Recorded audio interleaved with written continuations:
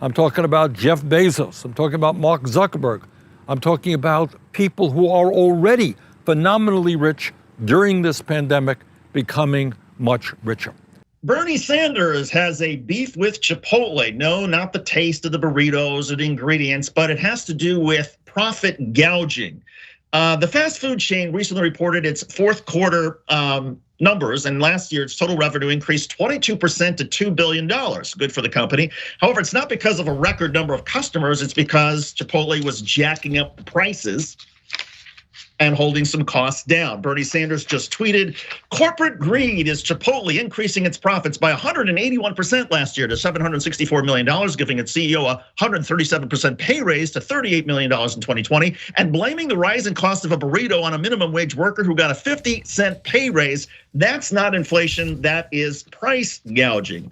And the evidence of price gouging actually does seem pretty compelling when you look at some of what has been reported on this. CEO Brian Niccol made $38 million in 2020. Niccol's compensation was 2,898 times more than the median Chipotle's worker, $13,127 salary in 2020, based on an employee working 25 hours a week in Illinois.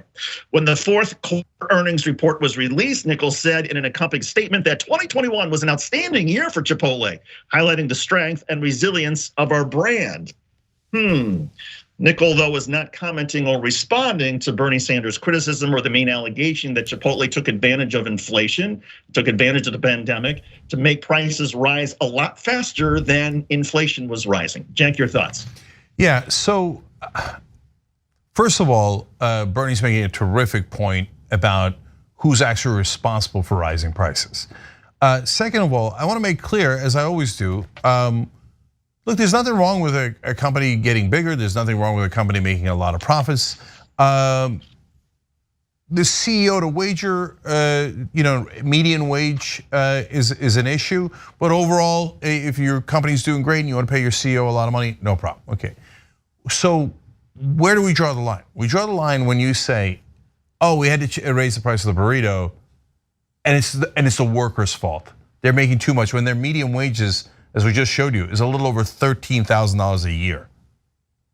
Okay, but the guy making $38 million a year is not making too much, and he's not contributing to inflation. And golly gee, there was nothing they could do. No, wait a minute.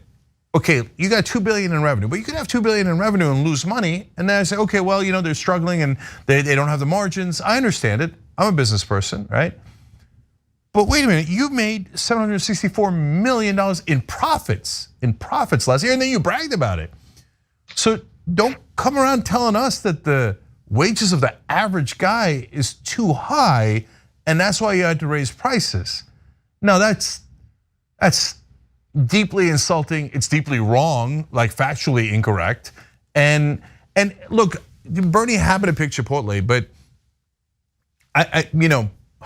funny enough, I have no beef with Chipotle.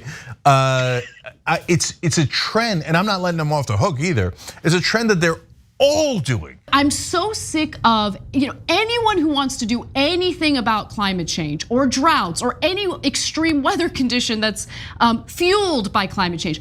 Stop focusing on individuals. Focus on the businesses that are making this problem even worse. So there have been multiple studies on water usage in California, okay?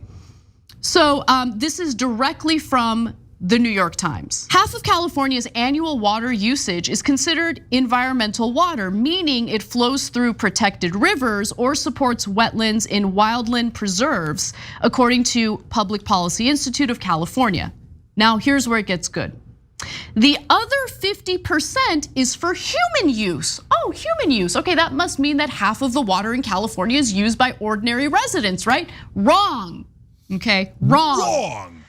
40% for agriculture and just 10% for urban use. Just 10% for urban use. And these mother keep telling us about how, you need to take shorter showers.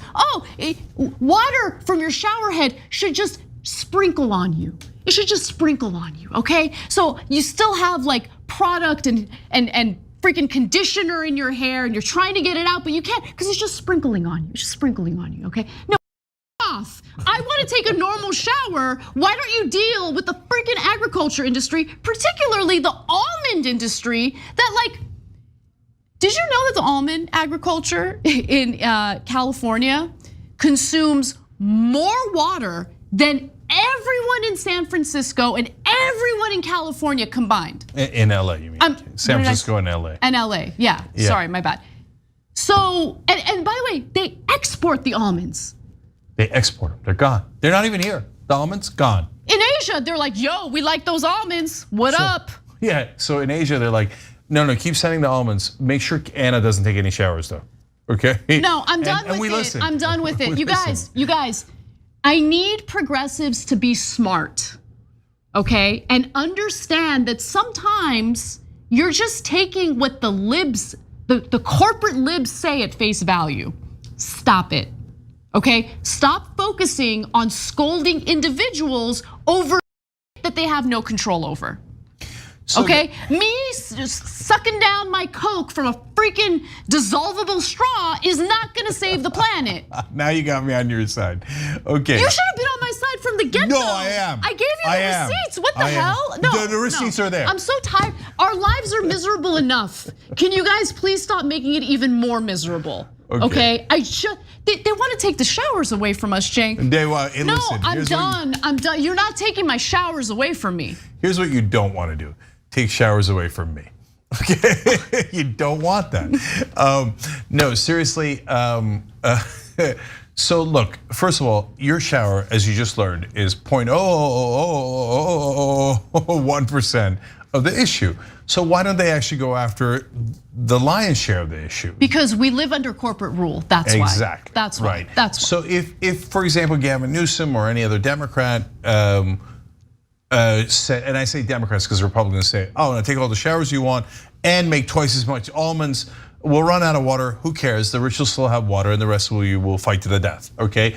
But for Democrats, they pretend, right?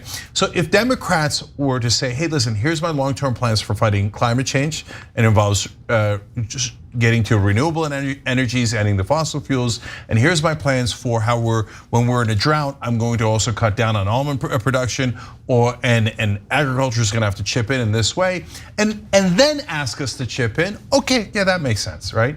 Saying, no, I'm not gonna touch the business interests because they fund my campaigns, and I'm gonna make you suffer like 10 times as much for a fraction of the results. And I'm not gonna do anything about climate change in the long run because I also get money from PG&E and fossil fuel companies, etc. And so I'm just gonna make you suffer more and then feel more guilty as if the drought's your fault.